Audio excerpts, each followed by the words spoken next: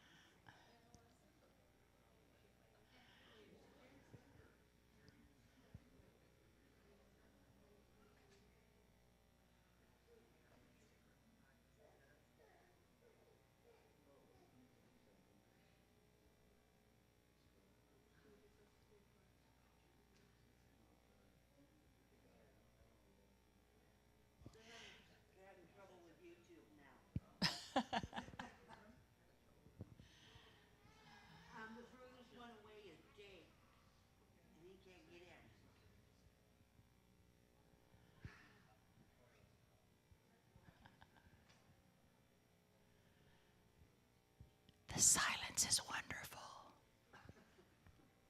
Oh, they're doing stuff back there. They're trying to get it online. They have a lot of family it needs to go online too.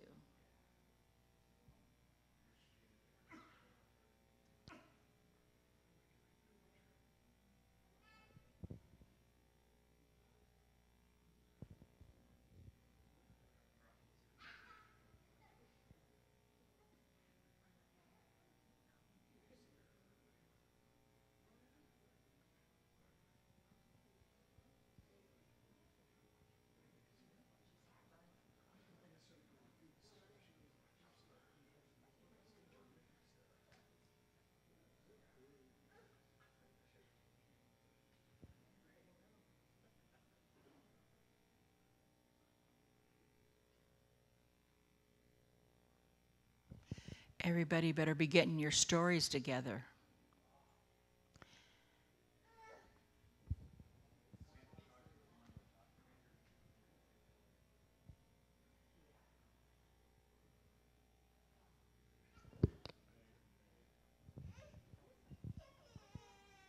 They got it?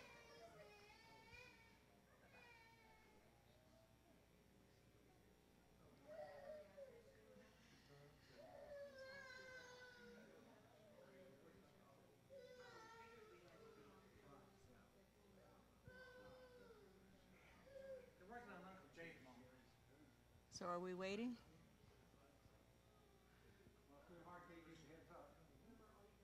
Good. Welcome, welcome, welcome. Family, friends, and loved ones of David.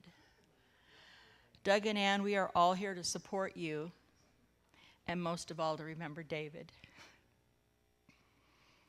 And Christine, his cousin, is going to share. I'm Aunt Cindy, if you didn't know.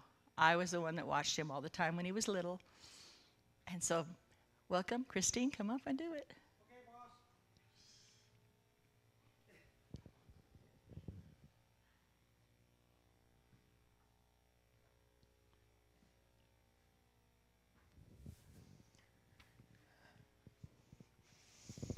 We gather here today to celebrate and remember the life of David Moore, a loving and kind son to Doug and Ann Moore. He was an honest, trustworthy, and loyal person to so many of us within this large family. Although quiet and a go with the flow kind of person, David seemed to bring peace and acceptance to all. David started his early years growing up with his cousins, learning, playing, and driving Aunt Cindy crazy at times. Honestly, he probably was the calmest and easiest of the crowd, which I'm sure Aunt Cindy greatly appreciated. As a youngster, David played a season of football and a few seasons of baseball. which he enjoyed very much. As a student, learning to play a recorder was something each of us most likely had the opportunity to do. However, I have been told David became very proficient in doing so. He also learned to play the trumpet while in junior high. Yeah. Going to Tacoma Sportsman's Club was a family thing that brought joy and fun times. David engaged with the shotgun and trap class and was awarded a trophy as well. This led to continued interest and involvement with the black powder rifle and shotgun events. Another family event was a Civil War reenactment, where David and his cousins learned more about the history of this great nation. This nation, his father, his grandfather, and uncle proudly served in the military for. David had many opportunities in his life to travel, a couple times with his grandparents, Jack and Helen Moore, and many other times with his mom and dad. He has been to Michigan, North Carolina, and Arizona, to name a few. David graduated in 2006 from Washington High School. He then began working with kitchen appliance at Pochel's. 18 years ago, he became employed with Boeing, starting as an ensemble mechanic and then promoted to machine operator. David was known for being very helpful with technical issues and computer programming. David seemed to be an avid video game player and proud parent to Rhea and Philly, right? Rhea and Philly, whom he loved very much. I am told they love him also. I found a poem which I believe would be David's words left to each of us. Do not stand at my grave and weep. I am not there. I do not sleep. I'm 1,000 winds that blow. I am the diamond glints on the snow. I am the sunlight on ripened grain. I am the gentle autumn rain. When you awaken in the morning's hush, I am the swift uplifting rush of quiet birds in circled flight. I am the soft stars that shine at night. Do not stand at my grave and cry. I am not there. I did not die. Uncle Doug and Aunt Ann, I pray you are comforted in knowing David rest in peace. May all your cherished memories warm your heart. May you honor him by continuing to embark upon life, finding him in unsuspected moments in remembrance of how much he loved both of you as well. One last poem reminding us of the wideness in God's mercy and his great love. There's a wideness in God's mercy, like the wideness of the sea. There's a kindness in his justice, which is more than liberty. There is welcome for the sinner and more graces for the good. There is mercy with the Savior. There is healing in his blood. For the love of God is broader than the measure of man's mind, and the heart of the eternal is most wonderfully kind. If our love were but more simple, we should take him at his word, and our lives would be all sunshine in the sweetness of our Lord. Rest in peace, my little cousin. I love you all.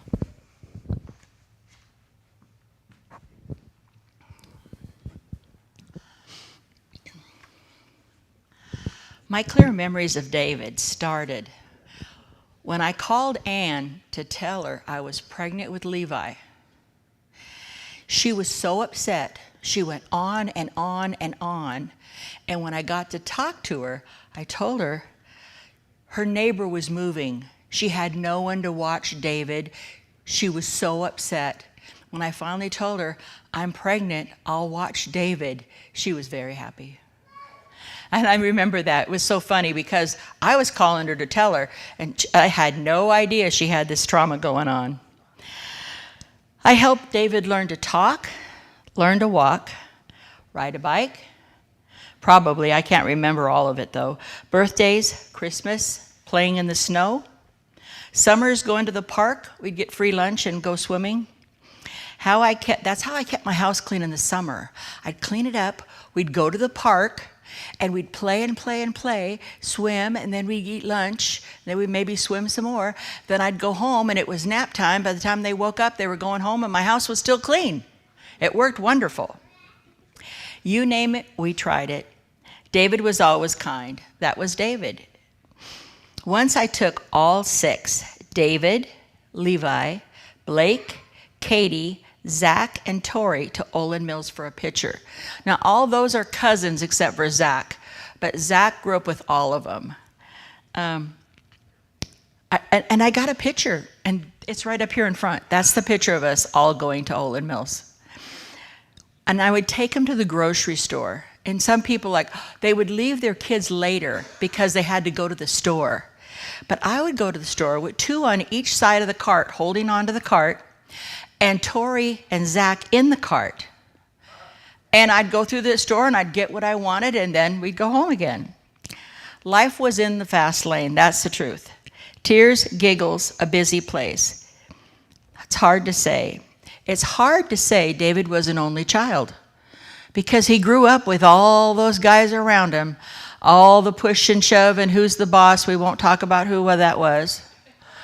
And, you know, the give and take, the playing games, the sneaky stuff, and they had sneaky stuff. I love you, David.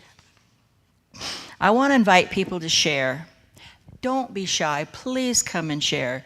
It's about David. It's not about us. So if someone will come up and break the ice, tell any kind of story you want about David. Please.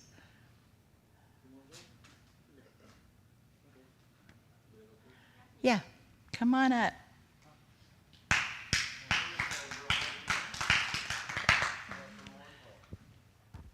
Hello, everyone. My name's Indiana. David was one of my cousins. I might cry. When I was 13, I got to spend a whole summer with him, which was very rare because everyone in our family knows we're not very close. So I think the one beautiful thing about this wedding is that this is the first time I've seen this much family, I think, for all of us in 15 years, you know, give or take. But that summer, Doug and Ann were very grateful to take in my family when we were doing very rough. And I remember David always made me feel like I was rich in life. I remember he worked at Boeing, and they got free movie tickets. And he would take me to the movies, and we would go to Denny's, and I told them how I used to get my little bear pancakes, and he always made sure if I got regular pancakes that I got my bear pancakes because it meant so much to me. And just talking about video games, and I remember every night that summer we would make dinner and we would all try and guess the seasonings that were inside the dinner, and it was a fun little game telling each other if it was right or wrong. And I remember every now and then David would sneak up and put a random seasoning in there, and he wouldn't tell his parents. And he would be like, they would tell me all the ingredients, and he'd lean in my ear and be like, there's one missing, you have to guess. And it was so fun seeing them wonder why it tasted a little different that night. And it was just a way for him to make life a little bit more fun in a very stressful summer. So I'm very thankful for him, and I am thankful that he brought us all over together again to feel the love that is family.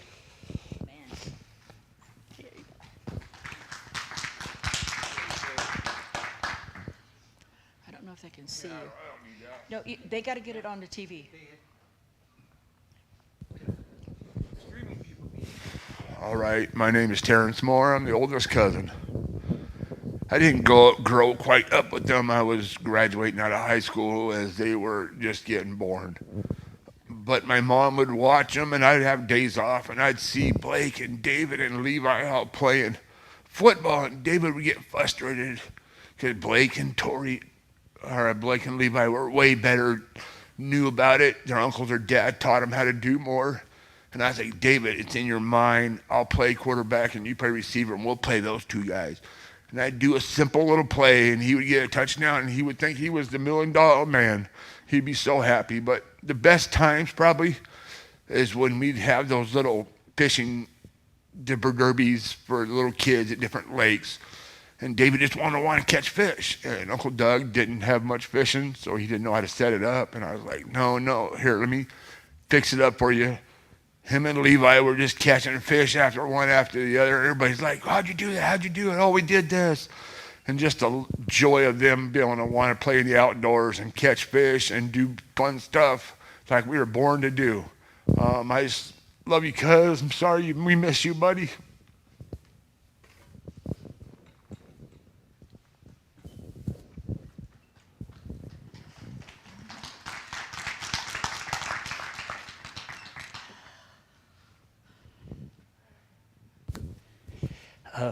Okay, so those that don't know me, I'm Daniel, one of the uncles of David, one of the twins. But yeah, David brings a lot of memories. My one daughter, Boniva, couldn't make it. I'm sure she'd have some stories because it seemed like David always looked forward when we come and Boniva would be with us. They interact. But I have lot like TL says, David loved fishing, and we took him on a fishing derby, and he was so excited. It was at Lake Wilderness, and he won a prize. And of course, me and him went down on Puyallup River and went into the fishing sports something, if I can't remember the name, on over by Fife. But we were getting fishing poles, and I still have the pole, so it's going to mean a whole lot more to me. The Lamogras fishing pole, because we were fishing for salmon, so he bought me one. I felt bad because a few days he had left his pole outside his house, and someone took it, so he had to go buy a new one, and they're not cheap. But yeah, there's fishing trips, graduation. Bon Even, David, went to. They had the same graduation out at the archery club. Sportsman's Club, yeah. That way, held it there. Yeah, I just know we celebrated it together, and so yeah. And then of course I was fortunate. At least I feel very fortunate. Before I wasn't expecting to leave this life. My wife became in August, just in 2024 to celebrate our anniversary, and then later we came back to help Boeing, the company I worked for, and his dad worked for. And of course, I worked with David. He was I was in tooling, so we interacted a little bit. And I worked with the cranes, so moving the plane. So I got to see David a little bit and stuff. So I said that for a reason. Moving, but yeah, airplanes and stuff. So I got to work with him. Like Indiana said, when I was going through a rough patch, and my brother took us in. We built a picnic table, and together we lived in their fifth wheel temporarily on their property. And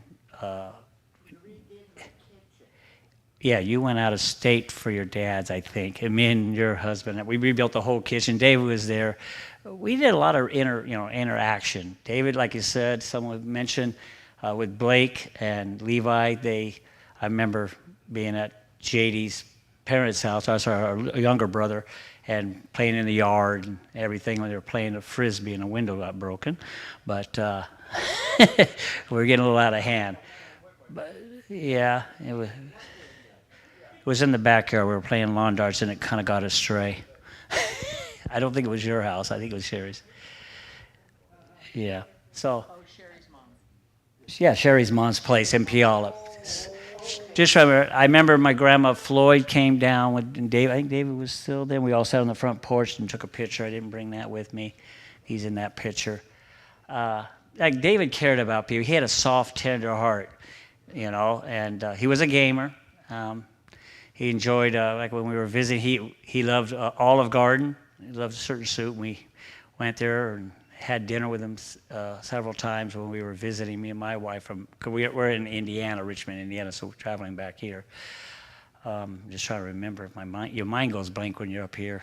But trying to remember many times with David, he was about life, and he cared, like I said, he cared about people.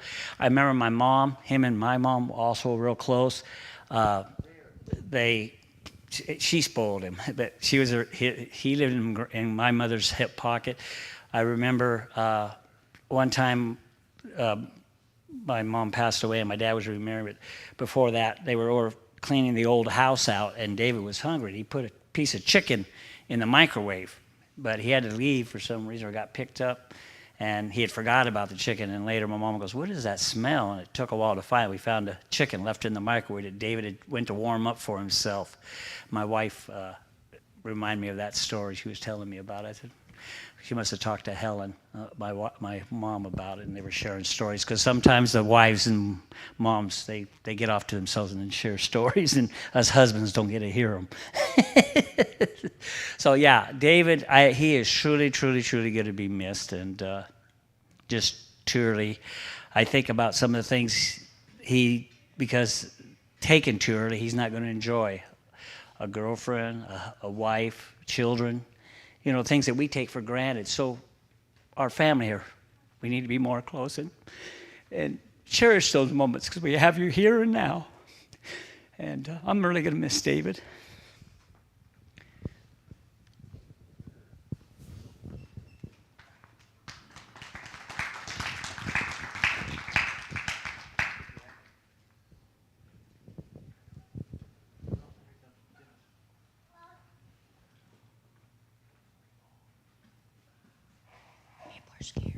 Thanks.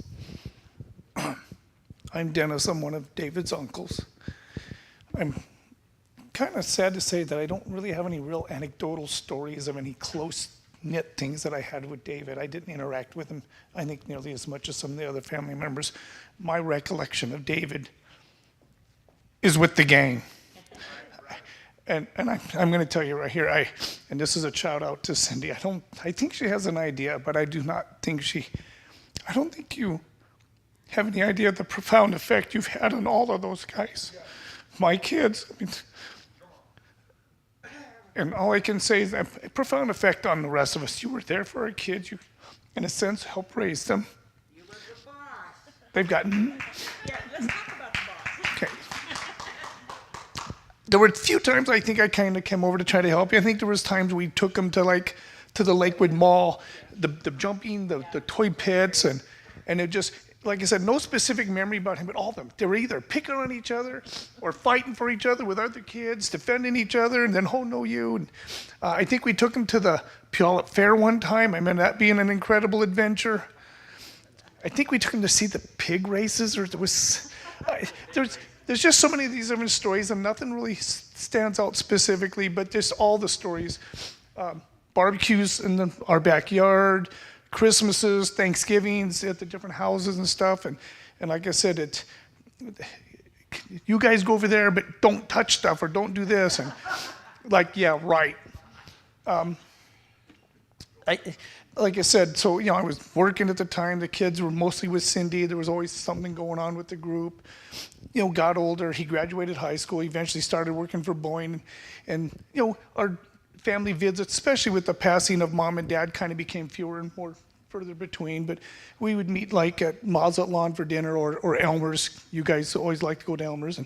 And so my only real interaction with David, and I don't have, God, I can't remember, but because I used to work for the Boeing company, almost 44, 45 years ago, and David being a current employee at the time, and when we would meet for the dinners, it was kind of a tongue-in-cheek sparring about Boeing back in my day versus his, and God, I wish I could remember the specifics, but there was one friendly argument, something about measuring the tolerance of drill holes with ball gauges, and I used to give him a hard time. Oh my God, the company wouldn't survive if you weren't there. And then he'd give me stuff back. And back in my day, we had the tools we supplied ourselves. Boeing gives them the tools now, and so it was that kind of friendly banter back and forth. And so it was kind of a friendly argument. Oh yeah, they don't do it like that anymore, old man.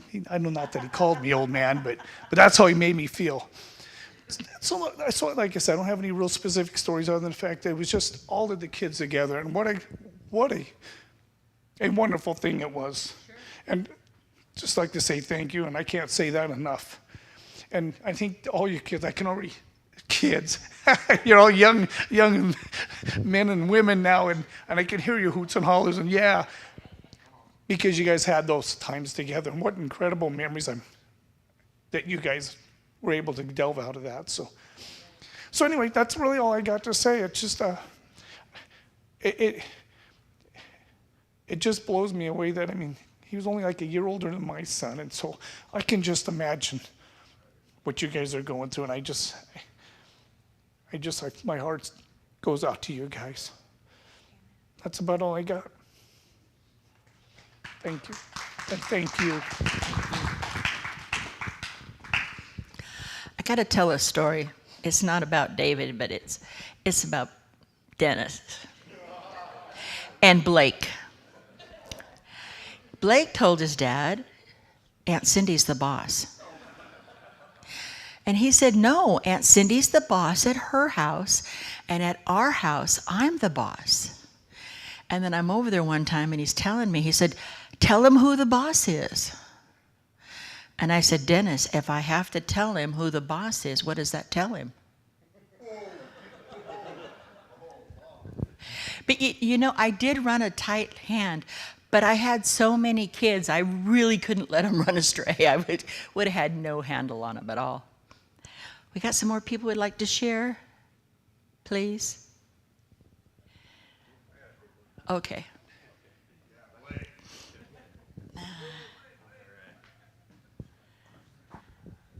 So like Aunt Lindy and Aunt Cindy was saying, we spent a lot of time over our house doing the daycare thing. And this story was probably around the same time frame as that picture. I think David probably had to be around 6 or 7, which would maybe 4 or 5. And I think it might have been like his first loose tooth. And yeah, they remember. And so this thing was probably hanging on by a thread, and I think he was afraid to pull it out, so he asked me to punch him in the mouth. And he was already considerably taller than me at the time, so I happily obliged. But so I jumped up and I punched him in the mouth, and the tooth came out. And I think originally I got in trouble, but then I think once Aunt Cindy found out he asked for it, it kind of changed things a little bit. And then I ended up being $1 richer, so yeah, it happened.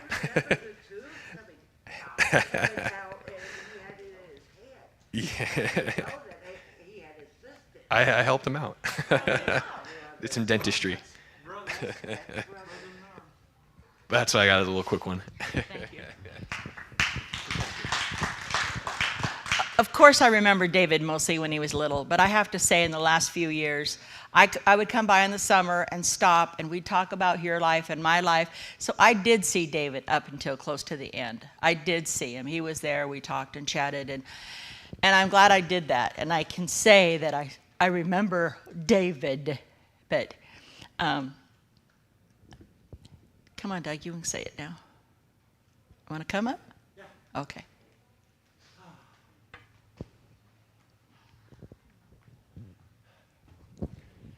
Hi, y'all. Yeah, most of you, like I say, you all knew David, and I'm David's dad. I'm professional. I'm known as Jack, but family called me Doug. My father called me Doe, or that's how he spells my name. What does Ann call you? We don't talk about that in mixed company. So I'm not sure, where to start. So I'll just start the oldest folks and work down to different people we meet and with David interacted. So basically, David was my mother's favorite traveling partner.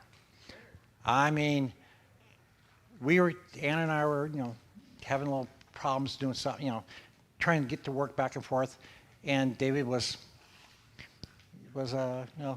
trying to, how to take care of him and get doing it, because I always kept getting put on special assignments.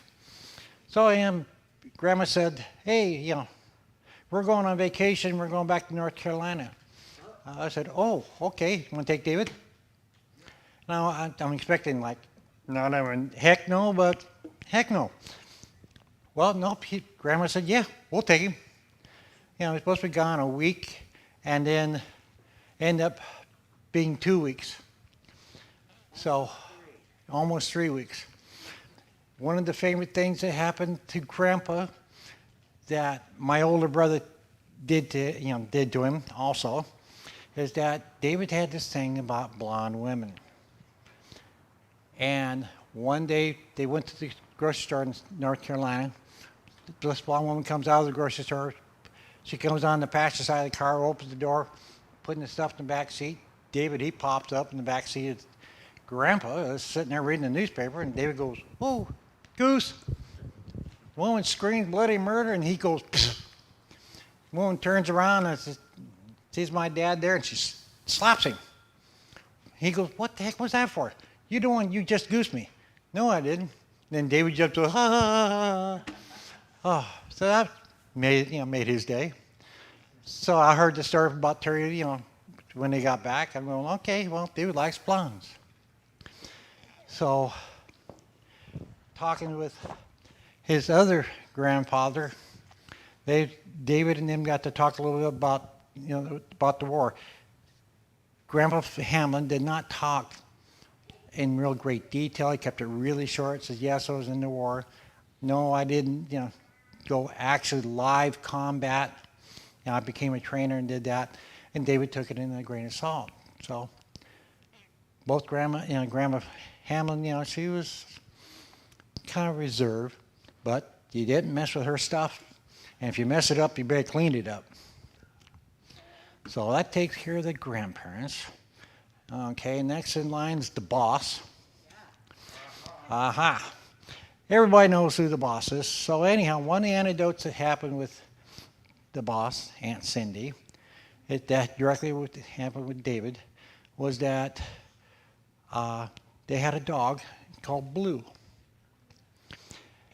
And David was in the living room, and he was in the easy chair, and he was crying about something or other. He was maybe 2 weeks. Yeah, 2 weeks, something like that. But anyhow, Blue snuck in the back door and walks all the way through the house, walks up and sniffs David, and gave him a little lick, and then he eats himself right outside because he knew he was not allowed indoors. And the old man of the house came home to be held to pay, but Blue came in and got out. And let's see, what was the other story? Oh, yes. Well, David and his cousin, they played all that, and David, gets hurt. He come running out, ow, ow, ow, ow. And then, Anna and I sitting there, I said, well, any blood? No blood. Okay, well, go back to play. That worked for weeks. Then one day, something happened. David got a little scratch. Blood. Hey, Aunt, hey, boss, you got some Band-Aids? He's not in play anymore. But that's David. I mean, he'll take it to the nth degree and enjoy the living daylights out of it. So who's next on the list, Ma? Well, let's do Aunt Martha and Aunt Kathy. Okay, I got a document that they sent me, and this is what they said, so I wanted to share with you. As we remember David today, we have reflected on the memories of David starting when he was a tiny infant. Yeah. He. Yeah, he's in the baby. She's in the baby. But thing is, one of the things, first thing David did for Aunt Martha, that serenaded her, or sprayed her. Yeah, he was a fireman, and they were going to the doctors, and she had to change clothes. That was a real fun one. Yes, he was a tiny one, but due to the distance, we don't see him often, but always enjoy seeing and talking with him and just spending time with him. Well, one of the other times Aunt Martha and Kathy took him out to the fair, I think it was, and they were doing some type of a EMT training thing. And David got Band-Aid up. I mean, from head to toe, Band-Aids. And if you see the pictures, there is a picture of him in an ambulance, wrapped in Band-Aids, like Band-Aids and ACE. I never saw this picture before. Oh, yeah, we were out doing this stuff. And I said, okay, great. Okay, let's see, where was I here? All right, watch him play on the equipment at the park, swim in pools, travel to the mountains and to the ocean, to walking across the stage at his graduation. We loved to go shopping with us, or he loved to go shopping with us, and getting new clothes for the start of the school, and then having his picture taken at a studio. He stayed with us several times at our house, camped with us at our summer place, and traveled with us to see and spend time with his maternal grandparents, aunt, uncles, and cousins. We will never forget David's shared delight at being the surprise gift for his grandmother's 80th birthday. He was the highlight of their visit. Yeah, Grandma just really loved that. He was smart and talented, kind, sensitive, and a sweet person. He liked to be around people and interact with them, be a part of things. We always felt a connection with David, and we always have very fond memories of him and who he was. He was a delight, and he will always appreciate the time. We will always appreciate the time we had with him, and he certainly added to our life, as we hope we did to his. Rest well, David. You deserve it. Aunt Martha and Aunt Kathy. And that's my wife's sisters. Okay, so what's next? That was Aunt Kathy. Too many stories going on. Oh, Aunt Linda, my Aunt Linda, be his great aunt. One of the things that brings to mind, because since Grandma took David on trips and took him out to eating, we all went out to breakfast one morning to one restaurant down the, and everybody's, finishing up eating, but Aunt Linda was talking with Mom or Grandma, I can't remember, which one. Yeah. And then she wasn't paying attention to her plate. He would sit between Aunt Linda and I. Right. He sat beside Mom, and Aunt Linda was on the other side. Well, Aunt Linda turned and was talking to, person to her right, and David, he reached up, stretched out of his high chair, and reached over and grabbed a hunk of ham that's still left on his plate, or her plate. Snagged that back, and he just munched it down. And Aunt Linda like, where's my ham? So everybody's starting to look, and David just 2 hands just going to town on it. Oh, yeah, that's good. Yeah, it was really good. And then a couple weeks later, we had great-grandma with us, and we were at the Brandon Iron restaurant, no longer there. And Mom and I are at one table. Grandma, great-grandma, and Aunt Linda were at another table, and then Aunt Linda's kids were on the third table. David was with the boys. Yeah, with the younger boys. But he was bounding table to table back and forth. And he had an escort because all the waitresses loved him because he helped them, or he helped, or she helped back and forth. It was just fun. Well, David, all of a sudden, he saw Grandma got a strawberry pie. Ran over there, jumped over, crawled over Aunt Linda, snuggled up to Grandma Helen, and then put her on his lap, and then grabbed a big old strawberry out of that pie and just enjoying the living daylights of it. And Aunt Linda's going like, is that okay? Oh yeah, we do it all the time. We go to the salad bar, he eats off my plate, and it's a good time. The looks on their face were, oh my God. Yeah, well, Grandma. He had half the strawberry already in his mouth. Yeah.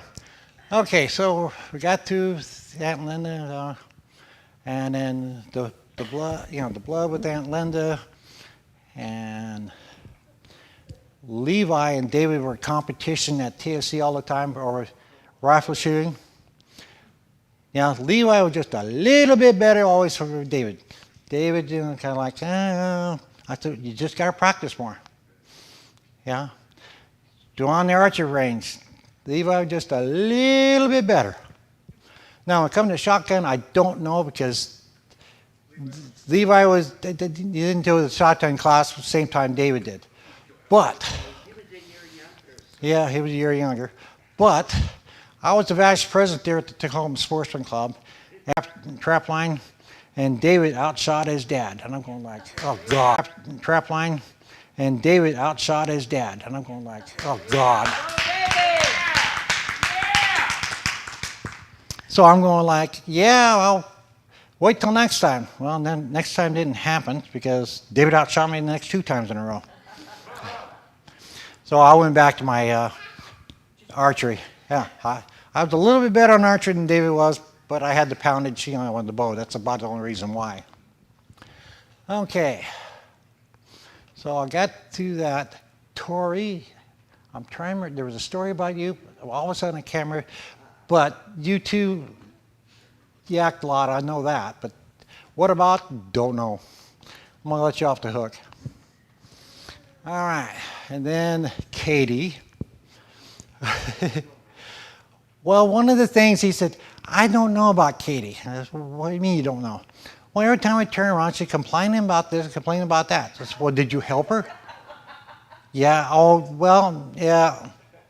And then about a week later, hey, she's doing good now. So what do you mean? Well, I helped her out. She had a little problem, and we did this, and man, we're best of buds now. If she has a problem, she can ask me, and we can get it taken care of. Don't remember those stories, do you? I don't know the exact details because I was working 12-hour days, 7 days a week, 28 days a month. I got 3 days off a month if I was lucky. So I got to go, during this period of working so hard, I got transferred to Everett, Boeing plant, and I was working regular hours, and I was trying to figure out some way to cut down. Driving from Everett to home every night was a killer. So how am I going to stop this? And I talked about it. I said, well, I'll tell you what. I can take the motorhome up there, park it in the RV camp, stay up there during the week, and come home on the weekends. That worked out great. So this went on for about 6 weeks. And then one night, you know, during that 6 week, my manager on second shift says, what are you still doing here? And I said, well, you working overtime. I said, you know, I'm up here all by myself. Mom back home with, you know, with the child. So I'm just, you know, killing time, you know, working hours. Well, make sure you call home. Well, I'll call home tonight. No, I want you to call every night on the company dime. What? This is unheard of. Hey, I'm telling you, you better do it. So I started calling home every night, and then one night, they would get this wild idea. He says, hey, Dad, I'll be a good boy if you come home. So that's the end of my staying on during the week up in Everett, back to driving all the time. But luckily that manager turned out to be a real good friend. You know, keeps checking in on him periodically. I haven't heard from him since I retired, but I'm sure, you know, something's going on. Because everybody that talks about him, that he's really friendly, he'll help you out, as long as you follow the rules. One of the biggest things he hated was bullies. You know, if you're a bully, he's going to bully you right into the, you know, locker at school. Yep. Yeah, he would stuff people, short sheet them. But if there was somebody who needed help or something, David was right there. He would always help. Yeah, he believes in even time with folks, and that everybody deserves the right to live the way they want to do. So that's what his motto, and that's the way he worked. And then David started working with me, you know, on 737 line. I actually couldn't inspect his work like Laura. You know, she can't work with me with BECU because family members. So she gave me pointers, but I couldn't talk to her directly, you know, at work because of banking rules, which I can understand. Same thing happened to mine. David run into a problem. He said, Dad, what's this? I said, well, I wrote that up, you know, 3 weeks ago. You finally got the paperwork for it? Yeah. Well, my supervisors write me up. For what? For not following the spec. So I said, okay, I'll go talk to him. So I went to my supervisor, said, hey, I'm getting ready to go down and talk to that supervisor. Here's the spec and all that. And the supervisor said, good, go. I get down and I talk to that supervisor. The QA folks on second shift down there said, hey, what are you doing down there? You ain't supposed to be talking to these people. Does your supervisor know you're down here? Yeah, I'm down here on my own time. So I talked to the management supervisor, and David did what to the job? You know, he used a screwdriver to hold the screw head of a ground stud and torque down the nut per spec. Yeah, you can't use, you know, they're supposed to put that screw in there and torque the nut down without holding with a screwdriver. I said, yeah, they are. No, they can't. So I pulled the spec out and I said, right there, it says, if the screw turns, hold it with a screwdriver to keep it from turning. Well, that ain't what the tag said. No, the tag said do it per spec. Here's the spec. Give me a break. So anytime we ran into a problem, he'd come ask me about it, and I'll give my 2 cents, and he'd go about his business. And then my name became Mud at certain times because same things are running and only running now. Things are happening because management wants it done and get done now, not the right way, but just get the job done. But I always made sure, you know, when I was inspecting the airplanes and that everything was done the right way. Yeah, so David picked that up, and he only built it the right way. So I had no problem. Yes, Dan? Shared the story David had integrity because parts were being made, and he discovered they were being made wrong, and he stopped. Just a second here. Yeah, you gotta come up here. I thought he could do the story, how to tell it. All right, come on up. Oh, yeah. Yeah. I thought Doug would know how to tell it. If I gave him the clue. that's one thing about David. He had integrity, because like I said, I was in tooling, I work inside in engineering, but he was going to be at Jim Carter. A lot of this would be, you wouldn't relate unless you build planes. But there was a lot of parts, I think it was in Auburn it was spitting out spars, I think it was. And they were building them wrong, weren't building them to drawing. And he stopped and said, hey, this ain't even close. And he spoke up, and because that's the thing at Boeing, before we got in the news, you see something wrong, speak up. And he wasn't afraid to speak up. He had integrity. Like his dad said, he went by the drawing, went by the specs. He had pride in his work, and that's why I don't mind flying a Boeing plane during the time he worked there and I worked there. But yeah, I remember it was a lot of parts I can't remember. They had to send back and had to have rework them, order new parts that put the line way behind. But that's one thing about David, because he was stuck. He wanted out of that rudder job on the flight line, and you wouldn't know unless you knew what was going on at Boeing. Me and his dad can relate, because he was an inspector. I had to check with him on things just because protocol. But yeah, that's one thing I got to say about David. He had pride in whatever he did.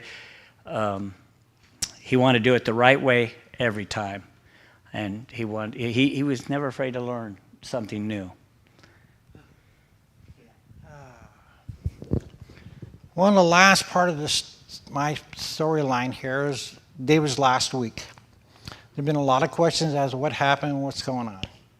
So this last week of David's life, we decided, since David was on strike with the union, that we would go down to Tucson and spend some time with his aunt and uncle down there, help them get his uncle back up on his feet because he had several back surgeries. So we decided to leave September 30th, 31st. We were supposed to arrive in Tucson on October 1st. 29th, okay. Right. Well, anyhow, the idea was to go get packed up, lay down about 8 o'clock, get up at 1 o'clock in the morning, and then start down the road. Well, you know how things go. Doesn't go according to time.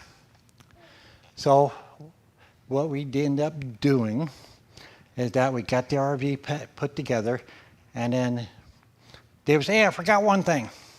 I said, what's that? I forgot to put this in there. Can you plug the RV back in so I can see the lights in there? Yeah, no problem. So I plugged the RV in, lights came on. David put that the package back in the master bedroom. He jumped out, and I said, okay, let's go.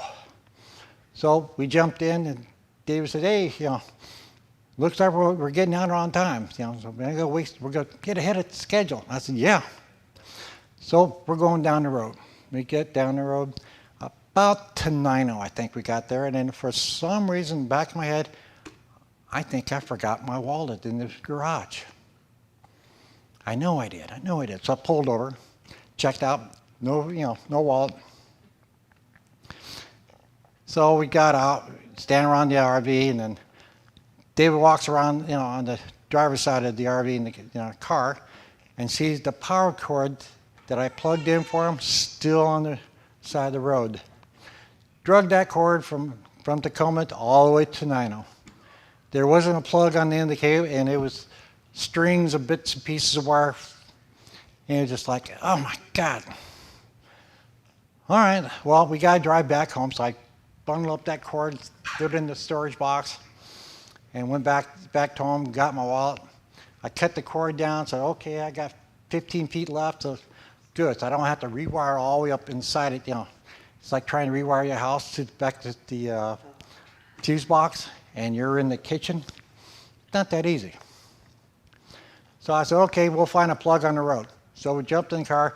I did my walk around like I was supposed to this time. Well, I learned my lesson.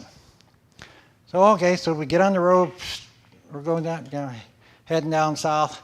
We got into the southern end of Oregon, and I found an RV shop that had a new plug for the power cord. Okay, we stopped during the night at an RV camp, but had to live off batteries. And the power cord, I didn't have a plug to plug it in. So stopped in this parts shop, in Oregon, and I'm driving. It was me who was driving, right? You were no, yeah, it was me. 'Cause David, he don't drive in the city. The RV. So we drove around the place, and it looked like he could pull into the gate. Yeah. When you went into town. Right. David don't drive city. So I went in, pulled in the RV shop, figured out I can just pull by the sign that says parts, and then drive across the front, and then out the gate. Well, so I stopped. The shop mechanic, he was yelling something, but I already pulled halfway in the parking lot, and then I got to park, got back out, and the guy said, "Hey, you can't get out that way."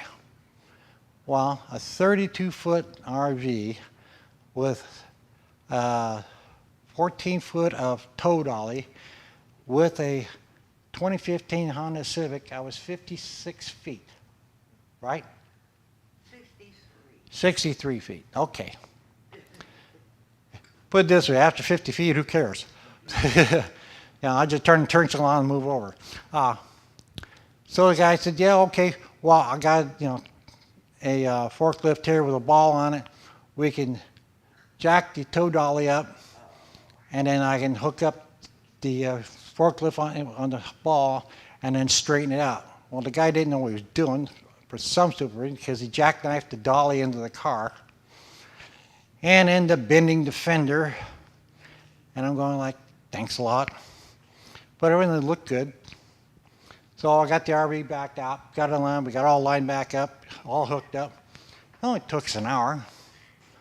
It saved me a half hour of unloading and reloading the car, but who knew? So we get back on the road, so I pulled out of the parking lot, and I was supposed to do a right turn as soon as I get to their property. And the first thing I do is I pull out, and I'm in the speed lane, because it's a 4-lane road. I had to get back to the slow lane, and so I swung it really hard, and I hit the right turn, right lane turns only. So I ended up smacking the sign with the RV. Didn't scratch it, but I did good. So I did my right turn, went down the road, did my other right turn, come up the light. Come to find out, I was supposed to do a left turn, but they got a big old sign, "No left turns." So I had to go through the light, turn around, get back up, and as I did a right turn from the other direction, had to cross over a bridge. So I'm going, this works fine, because just on the other side of the bridge is get on the freeway.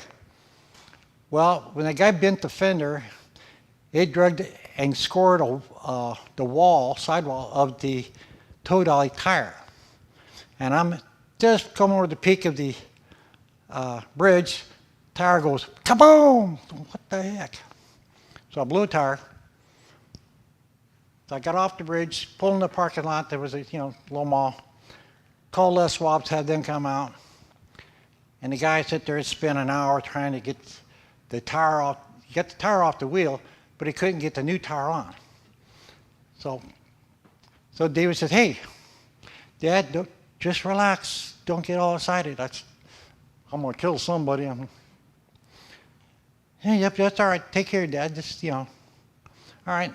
So the Les Schwab guy took the wheel and tire back to the shop to use the machines to do it right. And David said, "Hey, let's make something good out of this." "What's that?" "There's a pizza shop around the corner. Let's have dinner." So we had pizza. And it turned out being pretty good. The Les Schwab guy comes up. He slips the new tire on, locks it down, and comes around and he looks at the other side. "Hey, you do know you got dry rot. I knew about it before I left for the store." "Okay. So what were you trying to tell me?" "Well, I wish you would stay, spend the night, and then we'll put a new tire on for you tomorrow, on Monday." This is Saturday evening. "Why the heck I'm going to stay? Plus, to go put me a day and a half on cycle." I said, "Was the unit all turns?" "Yeah, don't drive over 50 miles an hour." "Okay." I drove 55. So I got on the road, and then we pulled off at one of the rest stops, and standing outside, and look at the RV, and I got the picture on my phone. I didn't get it printed out, but look at the whole side of the RV. It's all smoke burnt, like the transmission blew or engine blew or something. I mean, it was bad. Ended up being shadows from a street lights going to a tree, and it just hit the side of my RV like it was a mess. So after this, stop by and I'll show you that picture. You'll get a laugh out of it. So we talked about what we're going to do, and they said, well, we'll have something to eat, and then we'll get back on the road. All right, so we had something to eat. I jumped in the front seat, turned the key, and the lights lit up on the dash, went to the start sign and go, ew, everything went dead. Well, I do speak of foreign words, French related, but have you ever tried to get a jump start from somebody on the road at midnight, 1 o'clock in the morning? It's not easy, believe me. I found some young guy who had one of those quickie start batteries, but it was discharged because he's been using it on his car. So I said, no problem.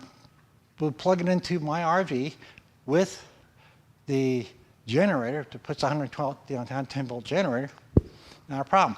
I can't jump the battery because I ain't got jumper cables. So it took another half hour for that to happen. And then I remember I did have jumper cables in the Civic, one of those cigarette lighter jumpers. You plug in one cigarette lighter and plug it, the cigarette lighter in the car. Well, I plugged it in the generator and then plugged it in the RV. So that way, it got enough power. The thing fired up. We got on, started going. I said, "All right, gang, this RV ain't going to shut down until we get a battery in it." "Oh yeah, no problem, Dad." Okay. So we get going again, and next day we're in California, and we blew the right side tire on the tow dolly. It turned it to shreds. Still ran on the beads, good. That was the time that... Yeah, well, David said he jumped back there, "Hey, Dad, it looks like spaghetti back there." Yeah, well, I'm starting to speak other four-letter words, and he wasn't for David. I would have melted real fast. Asking you questions. Yeah, and I was like, You were getting very frustrated. yeah, I got, He just told you. just chill, Dad. Okay, so that's what we did. So yeah, we got that tire problem fixed. So we get back on the road again, and actually I mixed up between the tire and the battery set, because we got on the road and we got into Tucson, and I pulled up to O'Reilly's to get a new battery, and the manager says, yeah, we changed the battery out, we'll put it in for you. Great. So she walked out and says, "What kind of car you got?" I said, "I don't have a car, I have an RV." "Oh, can't do this, whatever." I ended up changing the battery myself. And then fired up, so we decided to go to IHOP for lunch. And then we had lunch after trying to get parked, and then I had to find a way to get back on the freeway. So just turned around, got up the road, got back on the freeway. I said, hey gang. Ann goes, "What now?" I said, "Hey, we're doing good. We're only 6 more exits, and we get off and we're be at the RV camp." Yay! Well, we came up on the first exit after we got on, tire blew again. I'm going like, this is not going with a hoot now. I was calling somebody to come, give me replace the tire, told me what I got a big bill, offer, and I'm going, nope, take care of it. So I called my sister-in-law. She brought the car out. We got the tire. We went to Costco to get a new tire. If you want something changed in a hurry, don't go to Costco. They'll get it done, and they'll do a good job, but you're in line like going to Burger King. You just, wait in line till you get there. Well, yeah. So Ann calls me, says, "Hey, the sun's going on." Says, "I know, I'm standing out there, and it's going down fast." but we just got the tire, we'll get it in. We'll get on the road. So I hooked everything up, we get the tire back on. David, in the process, while we're waiting for it, his aunt to show up, he unhooked the car. And I mean, all he had to do was put it in gear and back it off the ramps. So I said, okay, that's what we're going to do. Take the car off the dolly, put the tire on, and then we're going to follow Aunt Joan, and I'm going to follow her in the RV, and then David follows in the Civic. So that way, if somebody gets too far away from one or the other, everybody can see the RV. And it worked out great. Except Aunt Joan, she does not drive slow. We got to their house really quick. So I left Ann there at the house. Dave and I went to the RV park. Lo and behold, the guard at the RV park disappeared. So I called the number to call it. And I'm sitting, the phone's ringing, and I'm starting to hear another phone ringing. The guard left the phone on charge on the table, and I'm going like, this is working with a who? Well, another resident there at the park came up and said, hey, I'll let you in. Good. So she let me in. I knew where I was going. My parking stall, site was out, so we pulled and parked it.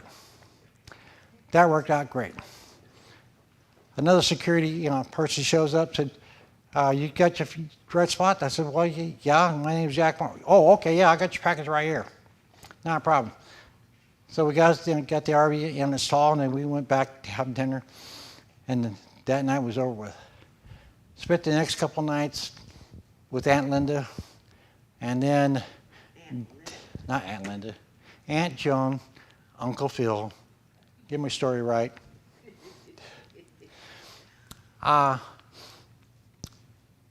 David, had a kind heart to the point that, his uncle is going to physical therapy. So Thursday night, he said, hey, let's be a little late and go get a Blizzard. So he drove down to the Dairy Queen and got Blizzards for everybody. And Joan was not thrilled about it, but hey, we all had a good time.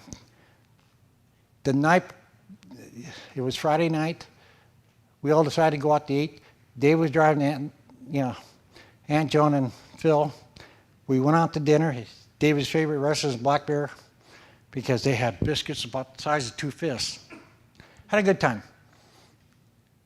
David didn't have any headaches, no problems. He didn't have a sniffle.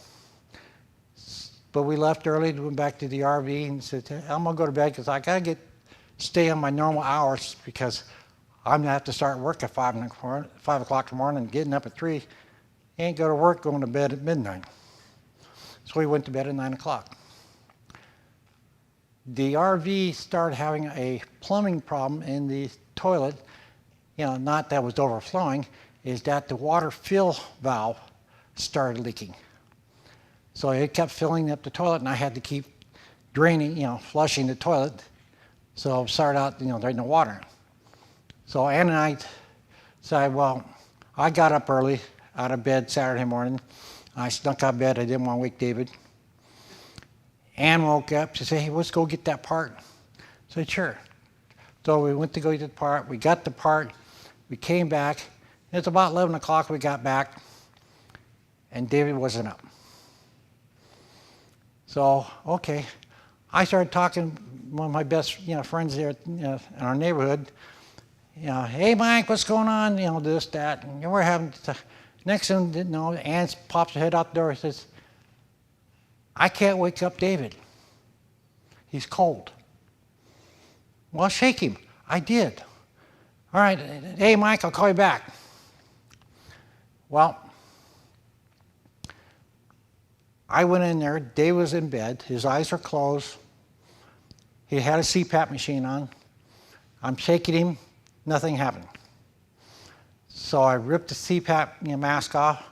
His mouth is open, so he wasn't lack of breathing, as far as I can tell. But he was, again, ice cold. So I'm going like, okay. So I tried to listen for a breath, no heartbeat. You know, that's trying to listen, putting your head on. I mean, he is cold. So I said, well, I jumped out of the RV. I called one of the maintenance guys.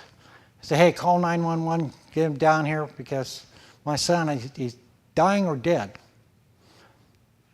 They called 911, and the guy gave them the wrong campsite. So the fire department shows up on the other side of the park. And the guy goes, oh, shoot, I gave him the wrong location. So he had to go chase him down. Brought him up. They check him out. Now, some of you know what how big my RV is. I had 10 firemen in that RV. It's only a little 30-footer, full of gear, and I didn't think he'd get that many people in there. But they checked him out. He wasn't breathing, no heartbeat, and his core temperature was already 74.4 degrees, the same temperature that the room was. To get that cold, he would have been dead for at least 4 to 8 hours. So we figured pass around 3 o'clock. I got up at 5 and I snuck out of bed. So you know how I'm feeling. And Ann is tore up. Then, yeah, you went back and checked on him. And the sewing process, she called it, the fire department called PD. PD came out, locked us out of the RV because they had to go through and inspect it, make sure that it wasn't criminal activity. And then they let us back in. We talked to him for a little bit. They called the ME. He came out, said, yeah, he probably passed away because of cardiac issues or diabetes. All right, so how long we're going to find out? Well, this is Saturday. They'll do the autopsy on Monday. You should find out Tuesday. It took us a while. We'll call back in 2 weeks. Well, anyhow, I called back. And the last time they told me to call back was call back on October 31st, the date of the dead. I said, this is not funny. Oh, I'm sorry, we ain't got the report back. Won't call back in another 4 weeks. So we went through this for a little while, and finally we got the cause of death determined by, he passed away of a heart attack with complication of diabetes and high blood pressure. But that's what we went through just to bring him back home. I even had to find some way to get the RV home. I talked to my neighbor, talked to my best friend in the neighborhood there, and I flew them in at reduced cost because my friend's mother, which she worked for Alaska Airlines, got us tickets fairly cheap. And then I said, well, how much are the tickets? He said, don't worry about it. Oh, come on, I got to pay back. Oh, don't worry about it, I got it. Okay. 2 days later, he sent a receipt to the other truck driver. But I was on the mailing list. Oh, $14? No, no, it's $75. Oh, cool. Hey, Mike, is this $75 bill? Is that what's supposed to be there? How'd you get it? Well, you sent it to me. Okay. Mike's taking care of me. Any way he can, he took care of me. So I flew them in, and I told them, okay, guys, here's an affidavit, gives you authorization to take the RV back to home. Here's some cash. Go any route you want, just get the RV home. Ann and I go take the Civic, and we're going to take our time getting back. Well, I was dumping around, gimping really bad. Well, Mike and Ozzy, the other truck driver, end up talking to each other. The next thing you know, we're being kidnapped. They load us up in the RV and said, we're taking you home. You're not driving the Civic back because Jax can't drive. He probably started out that way, but hey, I said, as long as we get home before David does.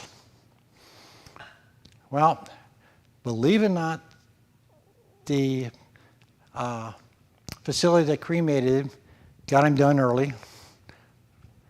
And then we arrived the day before David came home. And ever since then, we've been just heartbroken and don't know what to do next. And with all your support and pats on the back and everything, greatly appreciated for the two of us. One of the funny parts I did have of this, it's funny now, but the day David was dead, I tried to call Mike back. He was busy. I called his wife, Becky. And believe it or not, we got in an argument. Hey, hey, Becky, I'm sorry, but David passed away. No. I said, yeah, he's gone. He's dead. We got in a big old blew-out argument. Finally, I think she hung up on me or I hung up on her. It doesn't matter. She hung up on you. Yeah. But anyhow, I'm going like, you got to be kidding me. So I said, well, Harry Ann, you talk to her. She hung up on me.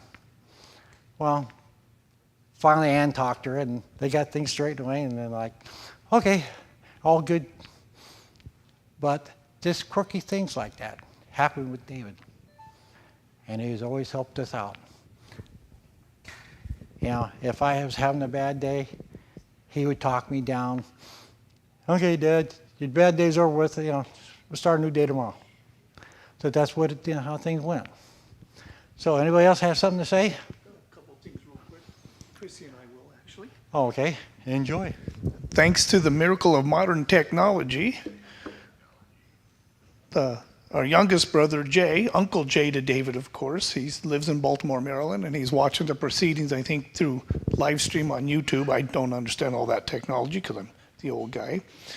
Anyway, he sent a couple of little anecdotal stories. I'm going to allow Chrissy to share the main ones.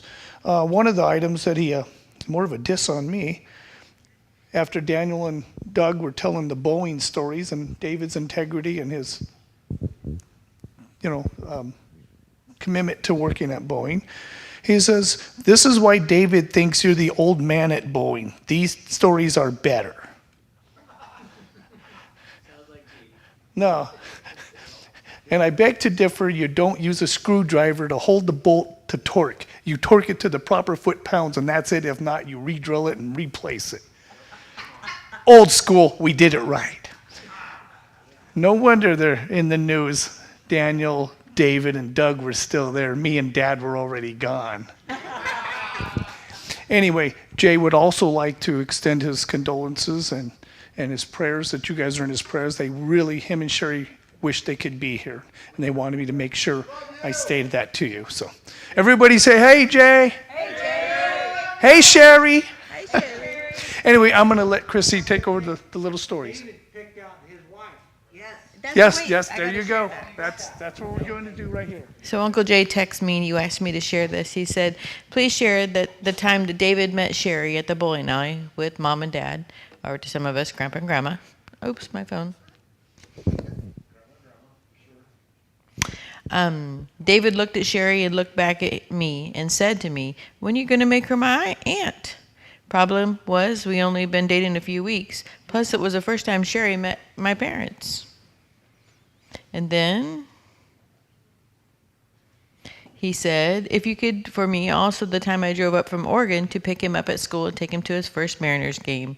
He made me buy him every piece of candy and a pizza. At the end of the third inning, he said, I want to go home because it's too loud.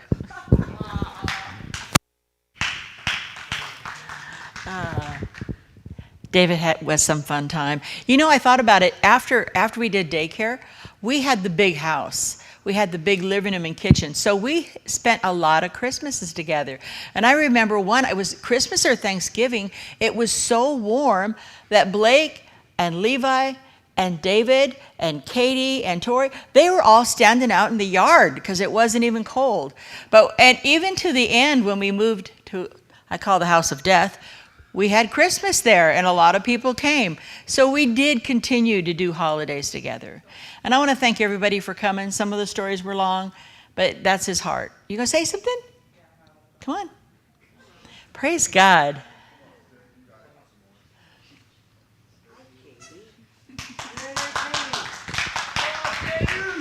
I don't know what Uncle Doug was talking about. I complain a lot. That's definitely a lie. I definitely don't have very specific memories of David either. I feel like I have more memories with Tori. I feel like we I remember reading her stories under the dining room table and like playing babies and stuff. Like the boys always did the boy stuff. I remember they had those plastic swords and they'd be beating the crap out of each other. And David was the oldest. I mean, I think Bonnie was the oldest. But at Daycare World, David was the oldest. But David was such like a gentle giant. Like he was such a just go with the flow. Levi was definitely the boss. And one time Blake was going around, I guess, telling my mom that he was the boss. And my mom's like, how are you the boss? And he said, Levi said I could be the boss today. I remember being little and going to Aunt and Uncle Doug's house and watching the Jurassic Park movie with David and Levi for whatever reason, spending the night having a sleepover. And like that movie was so scary to me. And like literally every day my whole life that I've ever watched Jurassic Park, it always reminds me of David for whatever reason. Yeah, I think that we did spend a lot of time together. I remember when Indiana was an infant. She was so cute.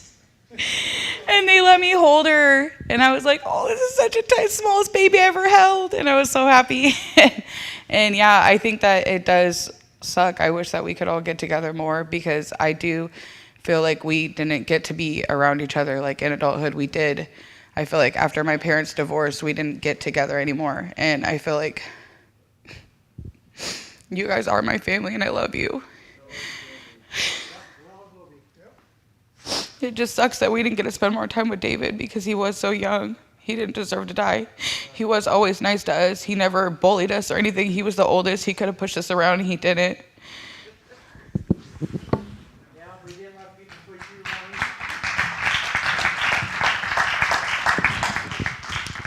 Thank you, everyone that shared and everyone that just enjoyed it. Thank you, everybody that followed us online. I hope you enjoyed some of the stories, and you're all invited to lunch. Yeah, go straight out the doors, follow that hallway down, and you'll see, yeah, Terry will go in front of you, and you'll see another doors. We got lunches probably all ready to go. Thank you for coming, everyone.